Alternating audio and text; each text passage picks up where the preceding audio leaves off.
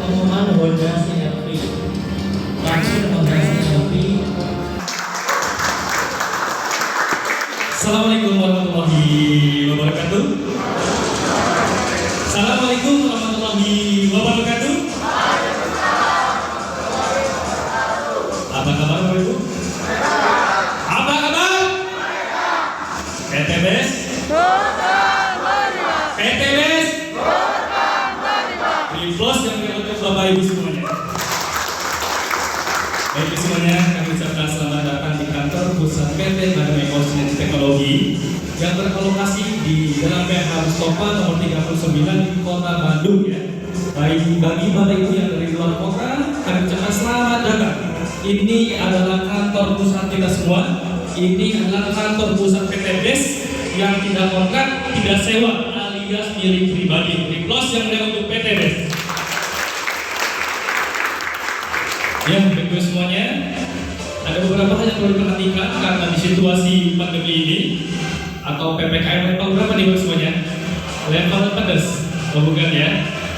Ada beberapa situasi hal-hal yang perlu diperhatikan. Kita tetap menggunakan masker, menjaga jarak, tidak bersentuhan ya pastinya, dan juga tidak boleh mempublikasikan selama berjalan acara ini. Ya, sepakat dari semuanya? Sepakat ya. Bagus semuanya, kali ini kita mengambil suatu tema yang lagi trendy bagus semuanya. Ini adalah tema yang kita ambil yaitu PPKM. Apa? Peluang percepatan kesejahteraan masyarakat. Mudah-mudahan ini semua adalah menjadi doa untuk kita semuanya bagus semuanya. Yang jauh ataupun yang dekat semoga menjadi doa apa yang diimpikan ataupun apa yang diciptakan untuk PTBES. Semoga bagus semuanya sebentar hari ini bisa menjadi jawaban atas doa-doa Bapak Ibu semuanya.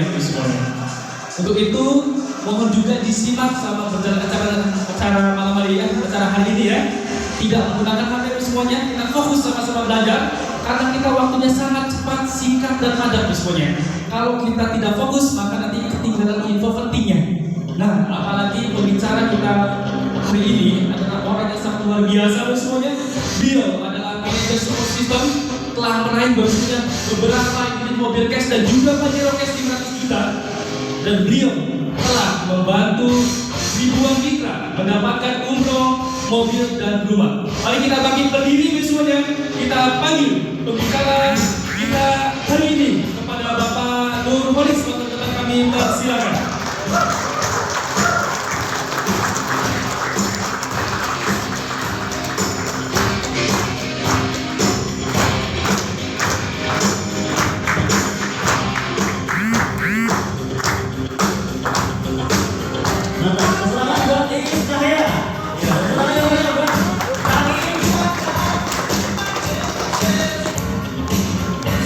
Assalamualaikum warahmatullahi wabarakatuh. Waalaikumsalam warahmatullahi wabarakatuh.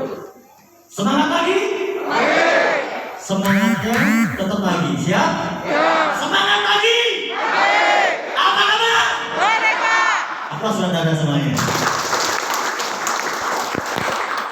Alhamdulillah, asyhadu an la ilaha illallah wa asyhadu anna Muhammadar Rasulullah. Allahumma shalli ala sayyidina Muhammad wa ala ali sayyidina Muhammad. Siang ini kita masih ada di situasi yang luar biasa. Di luar PPKM, di sini juga PPKM. Betul nggak? Betul. Tapi di sini PPKM-nya beda. Peluang percepatan kesejahteraan masyarakat. Penting nggak kira-kira? Penting. Kalau kita lagi PPKM kayak gini Pak, di luar itu lagi kesulitan, betul nggak? Betul. Maka kita perlu peluang yang cepat biar ekonomi kita cepat bangkit. Setuju nggak? Siapa yang pengen ekonominya bangkit, katakan saya. Saya. Siapa yang pengen ekonominya bangkit, katakan saya. Saya. Yang pengen ekonominya jatuh, katakan saya. Tidak. Pasti nggak ada. Yang pengen sukses, katakan saya. Saya. Yang pengen hutangnya lunas, katakan saya. Saya. Mau punya hutang? Pengen. Semangat sekali ya. Baik, hari ini kita masih dalam situasi pandemi ya Bapak Ibu. Mungkin yang belum kenal, ini ada yang baru hadir pertama kali, jauh-jauh dari mana? Cilacap, serius? Serius dari Cilacap? Tepuk tangan buat Cilacap dong. Oh Majalengka,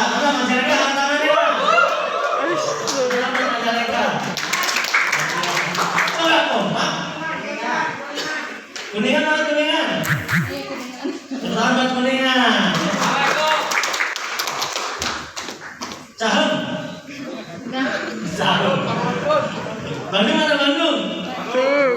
Oh dikit sih Bandung. Garut. Ya terlambat semuanya lah ya. Nama saya Memolis di sini. Saya mewakili para pengundang Bapak Ibu, mewakili leader-leader Anda, mewakili perusahaan juga, ya, akan menyampaikan sebuah presentasi bisnis dan PTBS. Ya, presentasi bisnis ini sudah kita lalui kurang lebih 3 tahun, Bapak Ibu. Bisnis ini sudah kita lalui kurang lebih 3 tahun dan hasilnya ribuan orang yang dulunya nggak punya mobil cash, ribuan orang itu kini punya mobil cash. Itu hasilnya. Dalam kurun waktu 3 tahun, PTBS telah membagi lebih dari 3.000 mobil cash. Apa sudah PTBS? Jangan Anda lihat mobilnya, tapi Anda lihat berarti di sini orang itu bisa dapat duit. Berarti di sini orang itu bisa dapat peluang usaha. Berarti di sini orang itu bisa dapat semangat baru untuk berubah hidup lebih baik. Betul nggak? Mobil itu hanyalah simbol, Bapak Ibu. Tapi di balik mobil adalah ekonomi kita meningkat, itu intinya. Siapa yang setuju kalau kita tingkatkan ekonomi kita? Setuju. Siapa yang setuju kalau kita pengen melunasi hutang-hutang kita? Siapa yang setuju kalau Indonesia harus lunas hutang? Saya ulangi. Siapa yang setuju kalau Indonesia harus lunas hutang? Maka kalau ditanya apa kabar, jawabannya itu adalah doa biar Indonesia itu merdeka dari hutang. Dimulai dari mana? Gak usah jauh-jauh, mulai dari diri Anda sendiri. Gak punya hutang, gak punya cicilan, gak punya riba. Setuju nggak? Terus sudah ada semuanya. Nah, situasi pandemi ini ya banyak orang lagi kesusahan cari kerja, ya banyak yang di PHK, jutaan Bapak Ibu. Bukan cuma orang yang cari kerja, bukan cuma karyawan yang susah, pengusaha juga lagi susah, betul nggak? Orang yang punya usaha dari kecil ya sampai yang besar lagi susah, Bapak Ibu. Ada orang lagi bikin kolam renang, berharap rame, kolam renangnya tutup, utangnya modalnya utang. Stres ya itu? Stres, ya kan? Ada orang bikin usaha, mana usahanya gak usah gede-gede, usahanya gak usah gede-gede, pinggir jalan dibuka, dibarin sama Satpol PP. Itu modalnya juga utang, meskipun mungkin cuma 5 juta, 10 juta. Tapi rasanya tetap sama. Bahwa kita butuh bangkit. Setuju ya? Nah, ini Bapak Ibu, ini yang terjadi sekarang. Bukan cuma yang jadi karyawan, bukan cuma yang cari kerja, tapi orang yang buat usaha, orang yang punya usaha, bahkan orang yang sudah berpuluh tahun punya bisnis, aset triliunan bangkrut. Beberapa perusahaan besar bangkrut. Saya lihat di Bandung ada mall yang tutup, ada tempat belanja yang tutup, benar nggak? Di sekitaran jalan sini ada dekat. Itu ada yang udah tutup. Banyak sekali perusahaan-perusahaan besar terkenal tutup. Gimana kalau yang kecil-kecil? Bertahannya sehari 2 hari, ngos-ngosan, betul? Semua orang lagi susah sekarang ini, Bapak. Itu intinya. Apakah kita harus pasrah atau kita harus bangkit berusaha? Bangkit. Kita harus bangkit. Ini adalah situasi tersulit yang dialami hampir di seluruh dunia. Ya. Next, banyak hari ini yang hadir di ruangan ini saya yakin ada yang lagi pusing mikirin cicilan. Coba angkat tangan. Yang malu nggak usah. Kayaknya yang nggak angkat tangan itu yang punya cicilan. Ya. Kebanyakan orang hari ini punya cicilan macam-macam, mulai dari cicilan rumah, ya kan? Rata-rata orang itu beli rumah pasti nyicil. Terlepas itu syariah atau enggak. Terlepas itu syariah atau tidak, yang pasti utang, cicilan. Bahkan kebanyakannya adalah riba. Termasuk saya pelaku nyicil rumah riba. Alhamdulillah udah beres. Berkat gabung di PTBS. Apa sudah PTBS dong? Nyicilnya bukan cuma rumah, mobil. Mungkin ada pegawai punya mobil, itu pun nyicil, Pak. Pak Jiro keren di jalanan kebanyakan nyicil. Coba Anda tanyain mereka, itu cash apa nyicil? Terus Anda tanya leader PTBS, cash apa nyicil? Cash. Dari perusahaan, itu hadiah. Apa sudah terjaga sekali lagi. Bukan cuma mobil, motor juga nyicil, betul nggak? Sekarang orang yang nggak punya motor jarang. Hampir semua orang punya motor, tapi nyicil. Jangankan motor, apalagi kulkas, TV, laptop, handphone, panci, semuanya bisa nyicil. Luar biasa. Gimana kita mau merdeka kalau kita semuanya cicilan, Bapak Ibu? Jangan-jangan negara kita ini hasil nyicil. Kalau nggak lunas gimana? Kapan kita merdeka? Maka harus muncul semangat dari jiwa-jiwa rakyat Indonesia ini yang berbeda. Gak usah nyuruh orang lain, mulai dari diri sendiri, baru kita ngajak orang lain. Siap ya? Kalau kita akan perjuangkan ekonomi kita sendiri dulu. Anda merdeka, gak punya riba, gak punya utang, bantu tetangganya biar gak punya utang, bantu teman lainnya biar gak punya utang. Saya yakin seluruh Indonesia nanti akan satu bendera bahwa kita akan menumpas namanya riba. Itu adalah penjajahan, Bapak Ibu. Riba itu adalah penjajahan. Kalau kita mau sukses, mau tiap hari gak pusing, tiap bulan gak pusing, punya duit tapi pusing, pasti punya utang. Betul? Punya duit tapi pusing. Kenapa dia pusing? Sebentar lagi hilang duitnya. Gajinya 5, tanggal 1 gajian, tanggal 5 sudah koma. Makanya pusing, Bapak Ibu. Itu yang terjadi. Gimana kalau semuanya terjerat riba? Jangan usah Anda ngaku siapa yang riba. Saya yang ngaku aja dulu. Saya termasuk orang yang terjerat riba. Teman-teman saya, leader-leader Anda dulu itu pelaku riba. Mereka mengakui, mereka pelaku riba. Dan mereka cerita, nggak ada hidupnya yang enak. Meskipun punya motor, punya mobil, punya rumah, tetap aja susah hidupnya. Dan sekarang semuanya hilang. Tapi alhamdulillah, setelah kita berniat hijrah, Allah gantikan dengan yang cash. Mobil cash, rumah cash, melalui usaha PTBS. Kalau yang belum tahu juga, Anda belajar lagi sama Ustadz Anda. Tidak ada agama manapun yang membolehkan riba. Semua agama itu mengajarkan tidak boleh riba. Apalagi yang Muslim, udah jelas. Dalam surat Al-Baqarah, Allah menghalalkan jual beli dan mengharamkan riba. Jual beli dan riba itu berbeda. Ya. Kemudian banyak ayat yang lainnya, 276. Allah memusnahkan harta pelaku riba. Itu intinya. Makanya jangan heran kalau ada orang yang kelihatannya sukses, tapi hasil dari riba akhirnya hilang semuanya. Itu tanda Allah sayang sama Anda, karena Allah nggak mau Anda membawa dosa itu sampai akhirat. Maka dibersihkan dulu. Tapi kenapa orang-orang yang sudah tidak disayang Allah, tidak taat agama, meskipun riba tapi sukses, karena dia sudah tidak disayang oleh Tuhannya, maka dia dibiarkan sampai di keraknya neraka. Tapi kalau Anda merasa pernah jatuh gara-gara riba, itu tandanya Allah sayang dengan Anda. Anda patut bersyukur. Dan kami para leader rata-rata pernah merasakan itu, Bapak Ibu. Bagaimana kita baru sadar kalau udah dijatuhin. Kalau belum dijatuhin, nggak sadar. Mau hijrah? Enggak, masih enak. Kalau udah jatuh, baru hijrah. Betul ya? Banyak nggak cerita begitu? Banyak. Tinggalkan sisa riba 278, 279. Allah dan Rasulnya memerangi pelaku riba. Jadi kalau kita udah ngerti riba, diulangi lagi, ditambah lagi, diulangi lagi, itu tandanya kita mengibarkan bendera perang melawan Allah dan Rasulnya. Dan dipastikan hidup Anda tidak akan selamat, karena Anda tidak pernah bisa menang melawan Allah dan Rasulnya. Kira-kira benar nggak Al-Quran ini? Betul. Tapi mohon maaf, banyak di masyarakat kita orang ngomongin kayak begini itu nggak berani. Kenapa? Mohon maaf, ustadznya sendiri nyicil motor.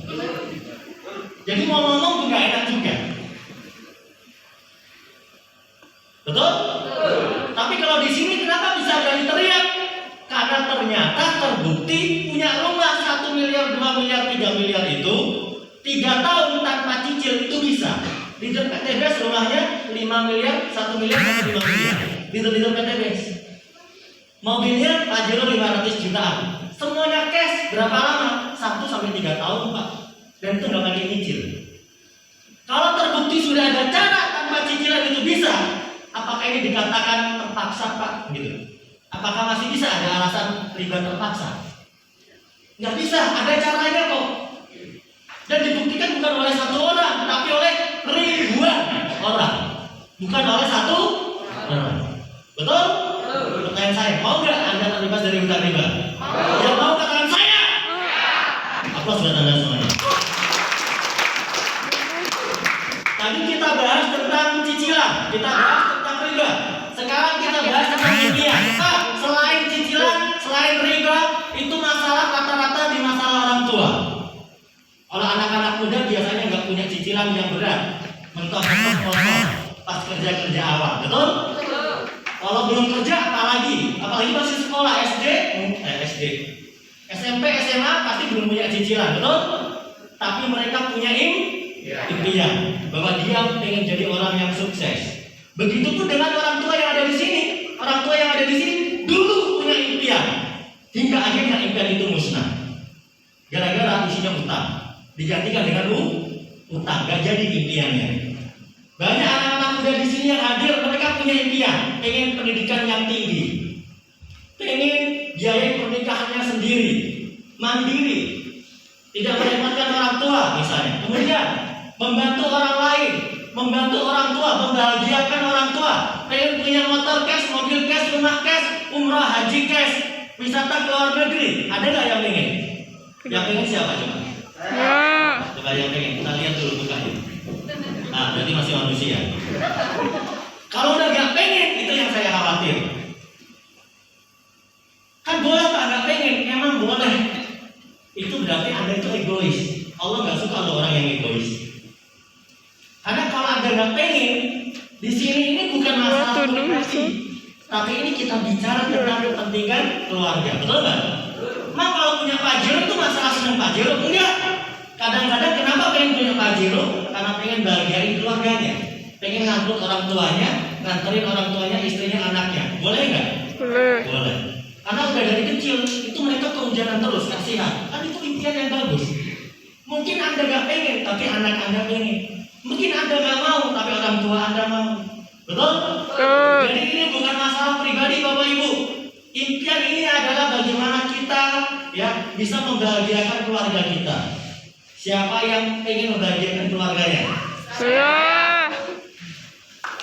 Saya yakin semuanya pengen Bapak Ibu. Tapi ingat, pengen itu tidak menentukan ada datang. Karena semua orang yang kita tanya pasti jawabannya mau. Yang di luar sana pun yang gak ikut seminar akan bilang saya, akan bilang mau. Tapi faktanya orang-orang yang akan dapat adalah orang-orang yang memperjuangkan apa yang dia inginkan. Pertanyaan saya, mau nggak Anda perjuangkan? Mau nggak? Berani nggak? Memang tahu caranya. Banyak orang punya impian katanya nggak dapat tuh berjuang berpuluh-puluh tahun kerja, cicilan hasilnya lebih dari 10 tahun, 20 tahun merantau, tetap aja ngontrak. Apakah mereka tidak berjuang? Berjuang, betul? Terus ada siap berjuang? Yang dijamin sukses? Tidak dijamin. Kalau Anda tidak ketemu cara yang tepat, betul nggak? Anda pengen punya Lamborghini, semua orang itu bisa.